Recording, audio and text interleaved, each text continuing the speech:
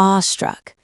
Deep in the heart of Central Asia lies a country that feels like a futuristic dreamscape, yet shares a history written in the dust of the Silk Road. How did Kazakhstan transform from a remote frontier into a high-tech oasis for modern explorers? To understand this, we must look beyond the endless horizon of the Eurasian steppe and into the lines of code and legal frameworks that are quietly remapping the world's geopolitical center of gravity. For decades, the narrative of Kazakhstan was one of extraction, oil, gas, and minerals. But today, the story has shifted to a new kind of resource: human capital and digital sovereignty. We begin our investigation with the physical transformation of the landscape. In the center of the country, the city of Astana, formerly Nur Sultan, rises like a glass and steel mirage. Here, the architecture is a deliberate statement of intent. The Khan Shatir Entertainment Center, the world's largest marquee, and the Bayturek Tower are not just landmarks. They are symbols of a nation looking toward the stars. This is the stage for Kazakhstan's most ambitious experiment, the transition from a resource-dependent economy to a global digital sanctuary. Seriously. In our first segment, we analyze the mechanics of the newly launched Neo Nomad visa.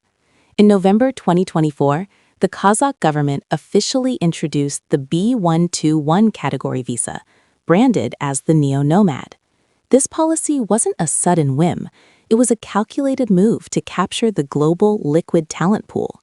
Unlike European counterparts that often require astronomical savings or months of bureaucratic vetting, the Neo Nomad visa offers a streamlined path. Applicants must demonstrate a stable monthly income of at least $3,000 from foreign sources, provide a clean criminal record, and hold valid medical insurance. The efficiency is startling. Processing times are clocked at under 5 business days. This is Kazakhstan's first volley in the global war for digital nomads, positioning itself as a $1,000 a month destination with 130 megabit internet, speeds that now rival or exceed those in major Western capitals like London or Tokyo. We must examine the Digital Nomad Residency, or B91 visa, a pilot program launched in March 2025. This goes beyond mere travel. It is an invitation for permanent relocation. Targeted specifically at high-tier IT specialists, the B91 offers a 10-year residence permit. The application process is entirely digitized through the Astana Hub portal, including virtual interviews with Kazakhstani authorities. By removing the need for physical presence during the initial vetting, Kazakhstan has effectively lowered the friction of migration to near zero. This is the Amazonification of national residency, where the state acts as a service provider rather than a gatekeeper. In other news regarding international rankings, the United Nations E-Government Survey 2024 has confirmed Kazakhstan's status as a digital powerhouse. The country climbed 4 spots to rank 24th globally in the E-Government Development Index, or EGDI. This puts Kazakhstan ahead of traditional tech giants like China, Germany, and even Canada. Most impressively, it ranked 10th in the world for the Online Services Index. This is not just about having a website for the DME. It is about the egov.kz ecosystem, which delivers 92% of all public services electronically. In Kazakhstan, you can open a business, register a car, or even process a marriage license via a mobile app in minutes. This level of digital frictionlessness is the secret sauce that makes the visa-free regime so attractive to global explorers who are tired of the analog bureaucracies of the West. Seriously. Turning our attention to the economic engine of the steppe, the Astana Hub. This is the largest international technopark in Central Asia, and its tax regime is nothing short of revolutionary. Residents of the hub are essentially operating in a tax-free bubble. They are exempt from corporate income tax, value-added tax, and personal income tax for their employees until at least 2029. As of early 2025, the hub hosts over 1,600 registered tech companies, including more than 400 with foreign participation. The why behind this is clear. Kazakhstan is diversifying. By investing roughly 15 billion tenge into the hub, the state has generated over 1.5 trillion tenge in industry revenue. This is economic alchemy. turning the vacancy of the steppe into a high-yield digital ecosystem. In a related geopolitical segment, we must discuss multivectorism 2.0. For centuries, the steppe was a buffer between empires. Today, under President Kassym-Jomart Tokayev, Kazakhstan has refined a policy of flexible autonomy. In a world increasingly divided into rigid blocks, Kazakhstan refuses to choose.